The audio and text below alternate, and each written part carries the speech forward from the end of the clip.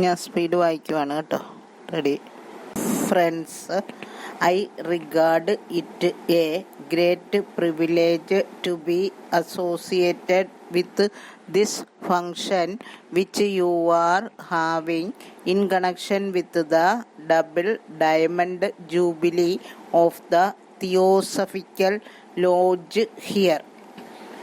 To anyone who is at all acquainted with our history during the last 75 years or more, Theosophy connotes not only a system of thought and ideas and a course of individual training and practice, but also the great work even in the political and social fields which has been accomplished by all those who have been associated with this movement from the very beginning.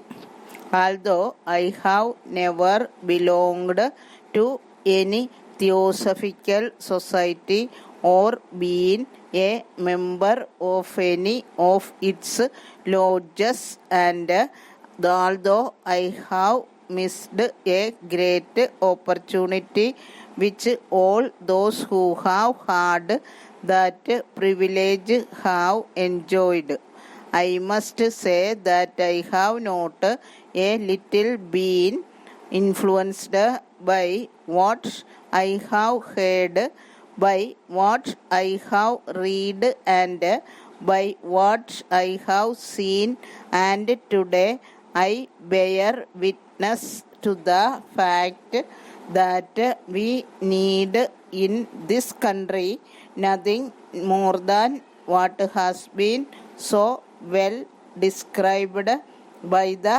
President as spiritual integration.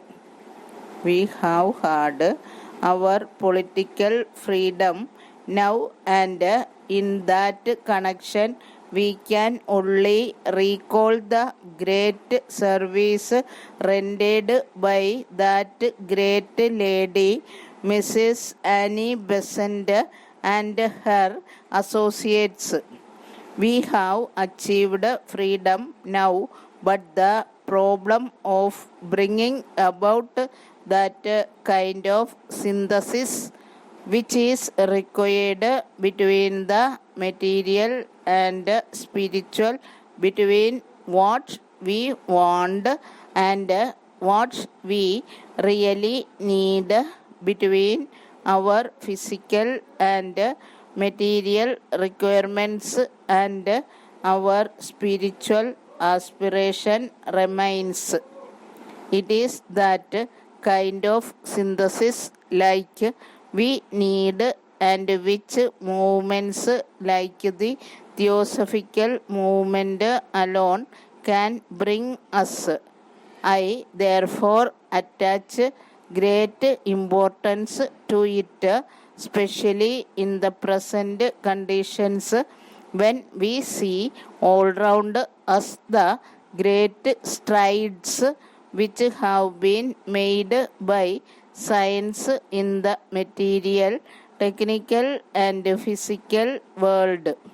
When we see that although mankind has risen very high in these respects, but he has not been able to keep pace with the great attainments in matters spiritual and moral, and the result is a big gap which is in front of those who have marched so far and so fast, and that gap is so big, so deep, that it can devour humanity unless mankind had the good sense and wisdom and foresight to see it and to jump it over.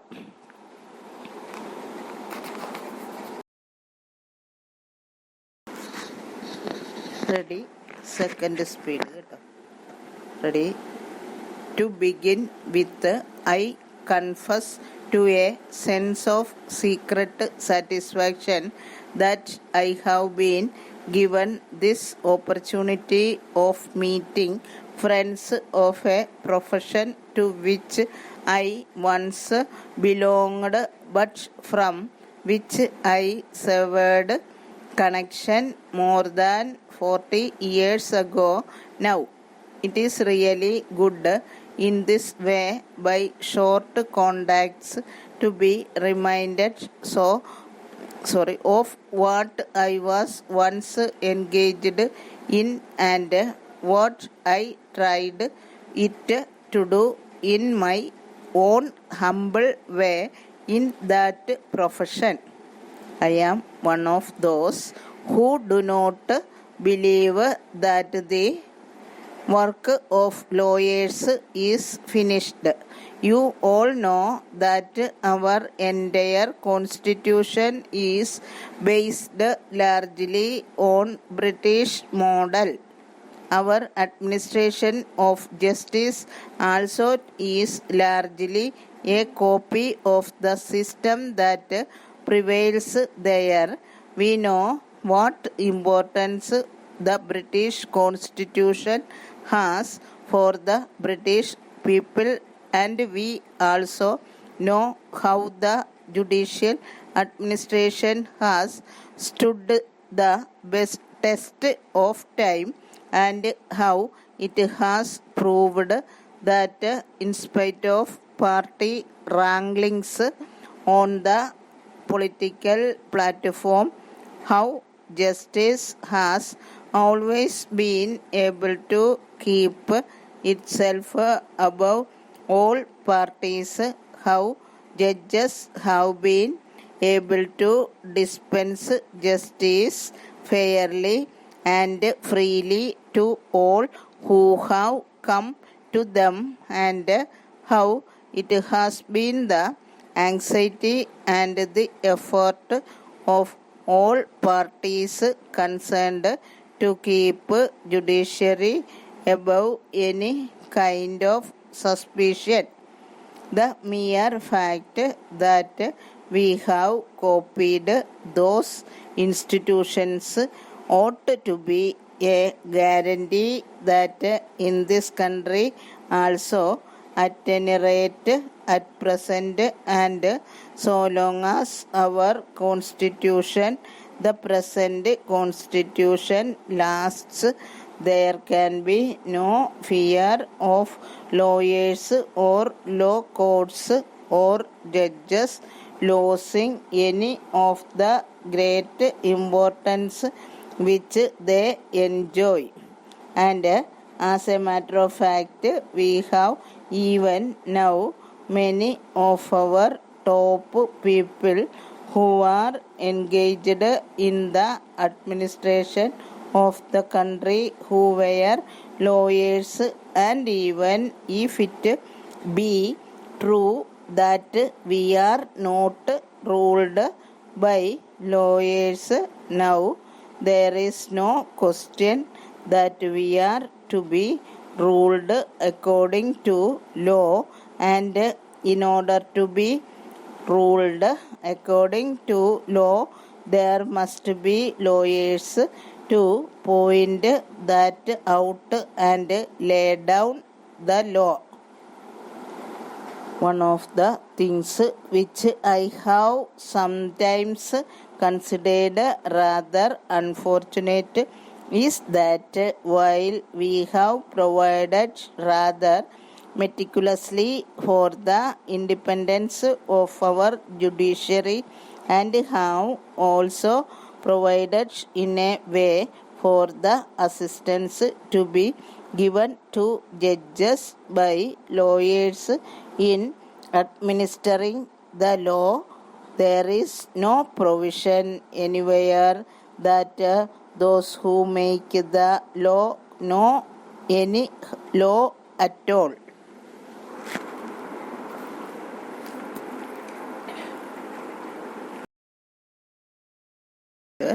Ready? Addressing the gathering, Sir Wadia said, I have always been a humble observer of men and events in the political field for half a century. I have also been a student of books on social and political philosophy. In the present day world of propaganda, where the mass of men are fed from day to day by the press and radio with conflicting ideologies, even a detached observer finds it difficult to see clearly. If I am tempted to speak at an age when I have retired from all active work, it is because I have a desire to be helped to a little more clear thinking in this disturbed atmosphere as much as to help others to think, because truth has little chance of emerging if it is not to be a product of cooperative endeavor. There is, for instance, the problem of non-alignment. It is not merely we in India who, led by the great leader, join in the song of praise, but a number of other nations newly born and characterized as politically immature. From the top to the successive lower rungs of the political ladder, the notes of the serene song of non-alignment can be heard by the millions. We may be lulled to sleep for a moment by the music, but when we awake, shall we not, as rational human beings, consider the implications of non-alignment as policy? We are told it is not neutrality. We have been assured that it implies the right to think for ourselves and not as members of a political bloc on the individual merits or demerits of each political issue as it arises, and decide for ourselves the policy that we should adopt. Such an explanation gives rise to more problems than the one which it was intended to solve. In the first place, it is not easy to decide between the good and the bad in the case of group activities involved in national conflicts, when we have found it difficult to decide between the good and the bad in the case of individuals. In the second place, we are by such an easy explanation undermining one of the fundamental principles of democracy, which we are proud to advocate and equally proud to be labeled as one of the biggest democratic nations of the world. Are two minds wiser than one? Do we not acknowledge the rule of the majority?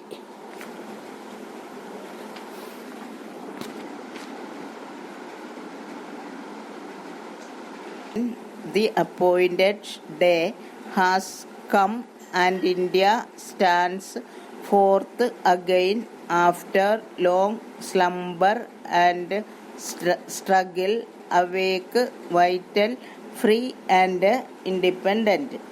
The past clings on to us still in some measure, and we have to do much before we redeem the pledges we have so often taken. Yet the turning points is past. History begins anew for us, the history which we shall live and act and others will write about. It is a fateful moment for us in India, for all Asia and for the world. A new star rises, the star of freedom in the east. A new hope comes into being, a vision long cherished materialize. May the star never set and that hope never betrayed. We rejoice in that freedom even though clouds surround us and many of our people are sorrow stricken and difficult problems encompass us. But freedom brings responsibilities and burdens, and we have to face them in the spirit of a free and disciplined people. On this day, our first thoughts go to the architect of this freedom, the father of our nation, who, embodying the old spirit of India, held aloft the torch